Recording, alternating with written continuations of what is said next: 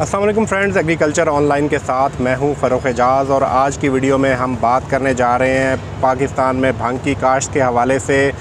गुज़श्ता काफ़ी अरसे से भांग की काश्त के हवाले से बातें तो चल रही हैं, लेकिन आज फ़र्स्ट टाइम हम वो पॉलिसी आपके लिए लेकर आए हैं जो कि भांग की काश्त के हवाले से गवर्नमेंट ऑफ पाकिस्तान ने तैयार की है। वज़ारत साइंस एंड टेक्नोलॉजी ने ये पॉलिसी तैयार की थी भांग की काश्त के हवाले से, और ये वही पॉलिसी है जो कि काबीना में मंजूरी के लिए भिजवाई गई थी। तो मैंने सोचा कि आज इस जो भांग की काश्त के हवाले से पॉलिसी है उसके तमाम तर मंदरजात आपके साथ शेयर किए जाएं, और आपको जो भांग की काश्त के हवाले से जो लाइसेंस जारी किए जाने उनके हवाले से तमाम डिटेल्स जो हैं वो आज आपके साथ शेयर करेंगे। और इसके साथ ही साथ ये भी आपके साथ शेयर करेंगे कि भांग की काश्त के लिए कितनी इक़साम के लाइसेंस जो है वो जारी किए जाएंगे, और इसके साथ ही साथ ये लाइसेंस जो है वो कितनी मुद्दत के लिए होगा और कितनी ज़मीन जो है वो रिक्वायर्ड होगी जो लाइसेंस लिया जाएगा भांग की काश्त के हवाले से। इसके साथ ही साथ जो मज़ीद डिटेल्स भी हैं इस पॉलिसी के हवाले से वो आज की वीडियो में मैं आपके साथ शेयर करूंगा। सबसे पहले मैं आपको ये बताता चलूँ कि ये तकरीबन 15 से 20 सफ़ात पर मुश्तमिल ये पॉलिसी डॉक्यूमेंट है, जिसमें तमाम डिटेल्स दी गई हैं कि लाइसेंस का क्राइटेरिया क्या होगा, कितने लाइसेंस दिए जाएंगे, ज़मीन कितनी होनी चाहिए, और लाइसेंस का मुकम्मल तरीक़ाकार दिया गया, और अथॉरिटी जो बनेगी उसकी वर्किंग का भी मुकम्मल तरीक़ाकार दिया गया है। लेकिन जो चीदा चीज़ें हैं इस पॉलिसी के हवाले से वो मैं आपके साथ शेयर करूंगा। पॉलिसी पर आगे बढ़ने से पहले मैं आपके साथ ये शेयर करना चाहूँगा कि हुकूमत पाकिस्तान ने ये पॉलिसी क्यों बनाई थी, क्योंकि हमें अपने जो कॉन्सेप्ट हैं वो भी क्लियर करने की ज़रूरत है, क्योंकि बहुत ही ज़्यादा नेगेटिव प्रोपेगेंडा भी पाया जाता है भांग की काश्त के हवाले से। गुज़श्ता जो वीडियोज़ हैं उनमें भी बहुत से लोगों ने ये कमेंट्स किया कि हमारे तो घरों के बाहर जो है वो भांग उगी हुई होती है, तो उस भांग में और ये जो भांग जिस भांग की काश्त की इजाज़त देने जा रही है हुकूमत पाकिस्तान, इसमें क्या डिफरेंस है वो भी आपके साथ आज की वीडियो में मैं क्लियर करने की कोशिश करूँगा, और इसका पोटेंशियल कितना है वो भी आपके साथ आज की वीडियो में शेयर करूँगा। तो सबसे पहले मैं थोड़ा सा बैकग्राउंड आपके साथ शेयर करता चलूँ कि हुकूमत पाकिस्तान ने ये पॉलिसी बनाई क्यों। क्योंकि पाकिस्तान में मुआशी सूरत हाल जिस तरह से है वो आप सबके सामने है, तो हुकूमत पाकिस्तान ने ये पॉलिसी बनाई कि भांग का इस वक्त बहुत ज़्यादा पोटेंशियल है आलमी मार्केट में। इस वक्त जो ओवरऑल आलमी मार्केट में इसका शेयर है तकरीबन 25 अरब डॉलर की जो है वो ट्रेड है भांग की बनी हुई मसनूआत की। तो इसी सूरत हाल के पेश नज़र वज़ारत साइंस एंड टेक्नोलॉजी ने रिकमेंड किया था वफाकी हुकूमत को कि अगर भांग की काश्त पर तवज्जो दी जाए और इससे प्रोडक्ट्स बनाई जाए तो इससे बिलियंस ऑफ डॉलर्स का जो रेवेन्यू है वो हासिल किया जा सकता है। और इसी पॉलिसी में ये भी बताया गया है कि तकरीबन 2026 तक जो 25 अरब डॉलर का रेवेन्यू है ओवरऑल दुनिया में भांग की काश्त के हवाले से वो 100 अरब डॉलर तक पहुंच जाएगा।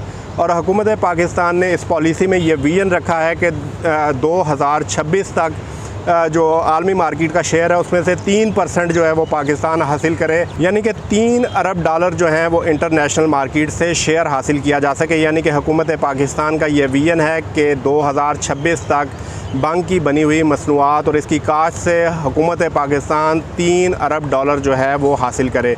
तो ये वो मकासद थे जिसकी वजह से हुकूमत पाकिस्तान ने ये पॉलिसी बनाई। और जहाँ तक जो सवाल मैंने आपके साथ शुरू में डिस्कस किया कि बहुत से लोग ये कमेंट करते हैं कि हमारे घरों के बाहर भांग उगी हुई होती है, तो उससे जो है ये भांग किस तरह से डिफरेंट है, तो मैं आपको ये बताता चलूँ कि इसमें जो भांग काश्त करने की हुकूमत पाकिस्तान इजाज़त देने जा रही है इसमें 2 इक़साम की भांग है।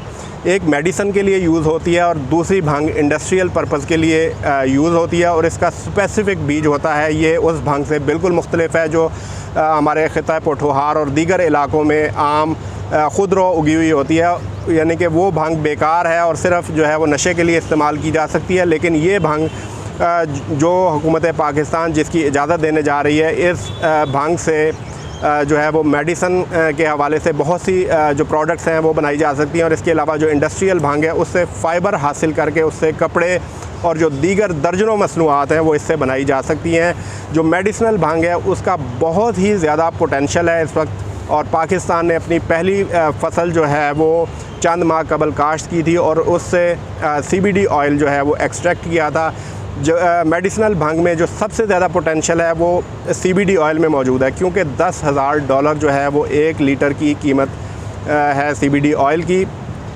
तो मेडिसिन के लिए जो भांग काश्त की जाएगी उसमें से CBD ऑयल एक्सट्रैक्ट किया जाएगा, और जो इंडस्ट्रियल भांग काश्त की जाएगी उसमें से फ़ाइबर हासिल करके इब्तदाई तौर पर उसका कपड़ा बनाया जाएगा, और इसके साथ ही साथ उसकी दीगर भी बहुत सी मसनूआत बनाई जा सकती हैं। जैसे जैसे ये इंडस्ट्री इवॉल्व होगी तो इसमें मुख्तलिफ़ प्रोडक्ट्स जो हैं वो बनाने का सिलसिला जो है वो शुरू हो जाएगा।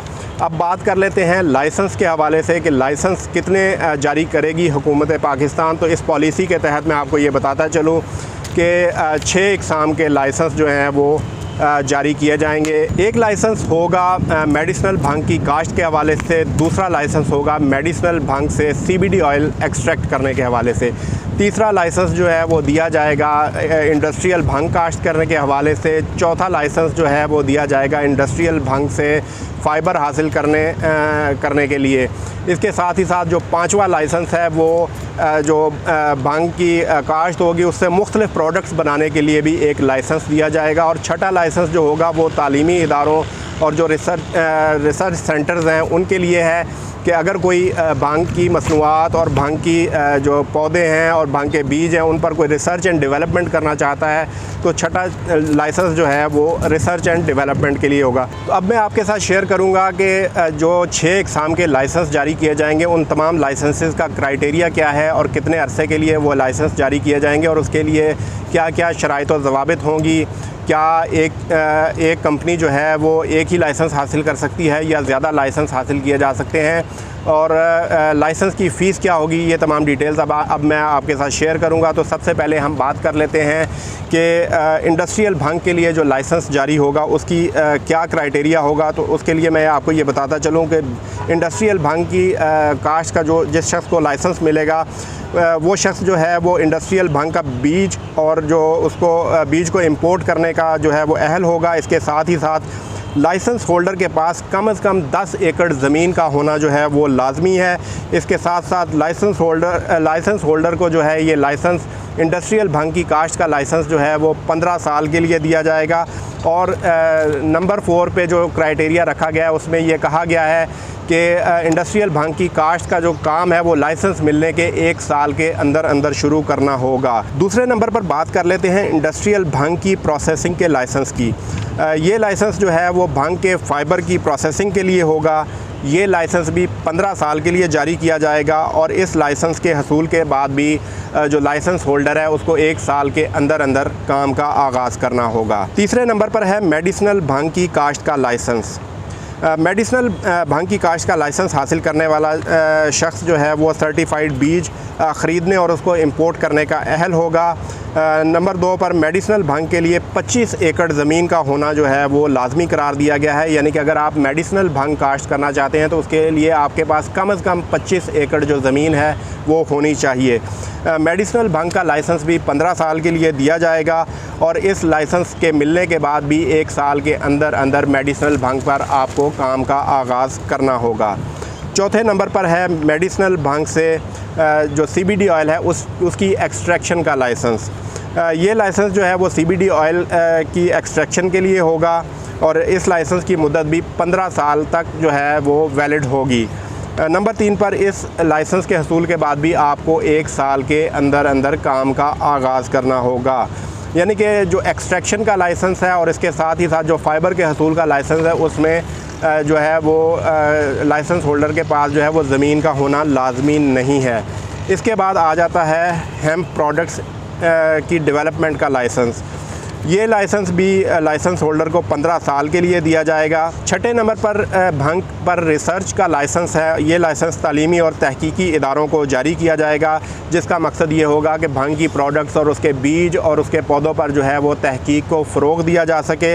ये लाइसेंस भी 15 साल के लिए दिया जाएगा, और 1 साल के अंदर जो इदारे हैं उनको तहकीक के काम का आगाज़ करना होगा। और अब आखिर में बात कर लेते हैं कि क्या ये लाइसेंस जो हैं कंपनी या कोई भी शख्स जो है वो सिर्फ़ एक लाइसेंस हासिल कर सकता है या ज़्यादा लाइसेंस भी वो हासिल कर सकता है। तो पॉलिसी में ये बताया गया है कि कोई भी कंपनी या शख्स जो है वो एक से ज़ायद लाइसेंसेस के लिए अप्लाई कर सकता है, और जो अथॉरिटी बनेगी भांग के हवाले से वो इसको रिव्यू करने के बाद उस एप्लीकेशन को रिव्यू करने के बाद और फैसिलिटीज़ का जायज़ा लेने के बाद जो है वो लाइसेंस जारी करेगी। यानी कि एक कंपनी या शख्स को एक से ज़्यादा लाइसेंस भी मिल सकते हैं। लाइसेंस फ़ी के हवाले से अगर बात की जाए तो लाइसेंस फ़ी जो है अभी चूँकि ये पॉलिसी कैबिनेट में जा रही है अप्रूवल के लिए, तो कैबिनेट से अप्रूवल के बाद इस पर बाकायदा कानून साजी होगी पार्लियामेंट में, जिसके तहत एक अथॉरिटी बनेगी जिसे हेम्प अथॉरिटी का नाम दिया गया है, और वो अथॉरिटी तय करेगी कि भांग की काश्त के लाइसेंस की फ़ीस क्या होगी। इसके साथ ही साथ मैं यहाँ पर आपको ये बताता चलूँ कि अथॉरिटी जो है वो किस तरह से अपने जो फ़ंड्स हैं, जो अखराजात हैं, वो पूरा करेगी। तो इसमें मैं आपको ये बताता चलूँ कि जो हेम्प की काश्त के जो लाइसेंस दिए जाएंगे उससे जो फ़ीस आएगी वो इस अथॉरिटी के को चलाने के लिए काम में लाई जाएगी। और इसके साथ ही साथ जो कंपनियाँ लाइसेंस लेंगी उसके बाद वो अपने सालाना जो टर्नओवर है, यानी कि जो कि उनको मुनाफा होगा, उसका 1% जो है वो अथॉरिटी को देना होगा। तो इस फंडिंग के ज़रिए जो है वो अथॉरिटी अपना काम जो है उसको आगे बढ़ाएगी।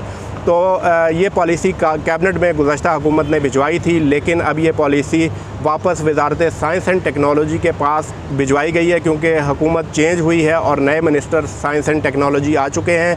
तो उनको भिजवाई गई है कि वो उस पर एक मरतबा फिर नज़र षानी कर लें, इसको देख लें एक मरतबा कि अगर कुछ चेंजिंग इसमें करनी है तो उसके बाद चंद रोज़ के बाद ये पॉलिसी दोबारा कैबिनेट को अप्रूवल के लिए भिजवा दी जाएगी। कैबिनेट से मंजूरी के बाद, इस पॉलिसी की मंजूरी के बाद भंग अथॉरिटी का क़याम अमल में लाया जाएगा, जिसके बाद बाकायदा तौर पर लाइसेंसेस के इजरा का सिलसिला शुरू हो जाएगा। इब्तदाई तौर पर 100 लाइसेंस की प्रोविज़न रखी गई है कि इब्तदाई तौर पर 100 कंपनियों को लाइसेंस दिए जाएंगे भंग की काश्त के हवाले से।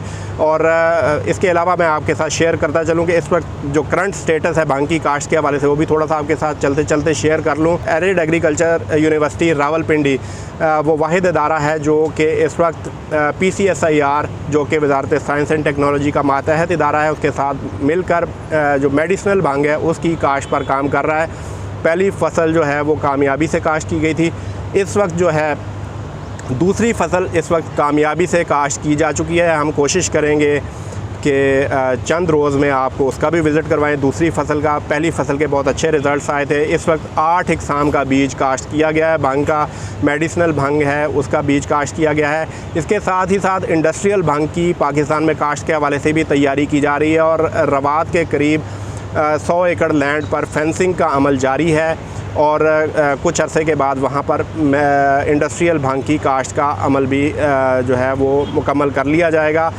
इंडस्ट्रियल और मेडिसिनल भांग के दरमियान थोड़ा सा डिफरेंस मैं आपको ये बताता चलूँ कि मेडिसिनल भांग में सिर्फ़ और सिर्फ फ़ीमेल पौधे काश्त किए जाते हैं, क्योंकि अगर मेल पौधे जो हैं उनके साथ पोलन क्रॉस हो जाए तो उसके बाद उसमें नशा आवर एलिमेंट पैदा हो जाता है और वो किसी काम का नहीं रहता और उसकी तमाम तर वैल्यू ख़त्म हो जाती है। लेकिन इंडस्ट्रियल भांग में मेल फ़ीमेल प्लांट्स का जो है वो फ़र्क नहीं किया जाता, और उनको सिर्फ़ फ़ाइबर के हसूल के लिए जो है वो काश्त किया जाता है, क्योंकि उससे कपड़ा बनाया जाना होता है, उसको किसी और मकसद में नहीं लाना होता।